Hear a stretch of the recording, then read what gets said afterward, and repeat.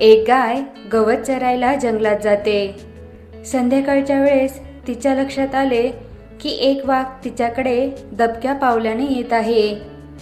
ती भीतीने इकडे तिकडे पळू लागली. वाघसुद्धा तिच्या पाठीमागे धावू लागला. धावता धावता गाय एका तलावापाशी पोहोचली आणि घाबरलेली गाय त्या तलावात शिरली.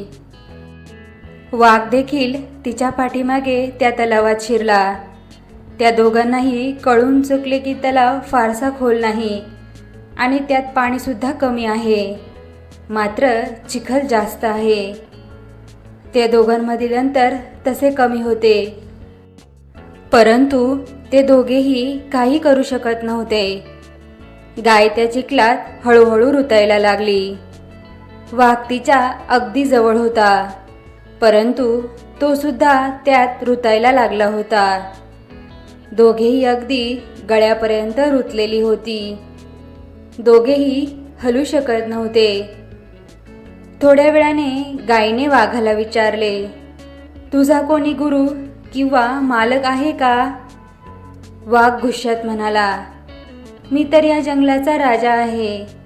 माझा कोणी मालक नाही. मीच या जंगलाचा मालक आहे. गाय त्याला म्हणाली, परंतु तुझी शक्ती तुला या क्षणी काही उपयोगाची नाही. वाघ गायीला म्हणाला, तुझे हाल देखील माझ्यासारखेच आहेत की?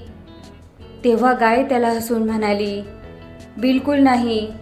माझा मालक मला संध्याकाळ झाली अजून आली नाही म्हणून शोधत येईल आणि या चिखलातून मला काढून घेऊन जाईल. थोड्या वेळाने खरंच एक माणूस आला आणि गायीला चिखलातून बाहेर काढून घरी घेऊन गेला. जाताना गाय आणि मालक एकमेकांकडे कृतज्ञतेने पाहत होते. त्यांच्या मनात असून सुद्धा ते वाघाला बाहेर काढू शकत नाही, कारण त्यांच्या जीवाला धोका होता.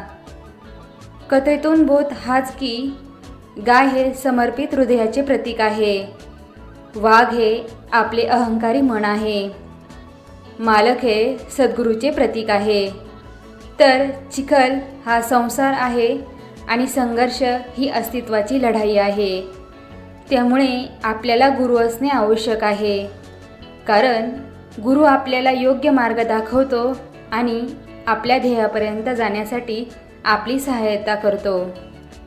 कोणावर निर्भर असणे चांगली गोष्ट नाही, परंतु मीच श्रेष्ठ आहे, मला कोणाच्या मदतीची गरज नाही, हाच अहंकार विनाशाचे बीज रोवतो.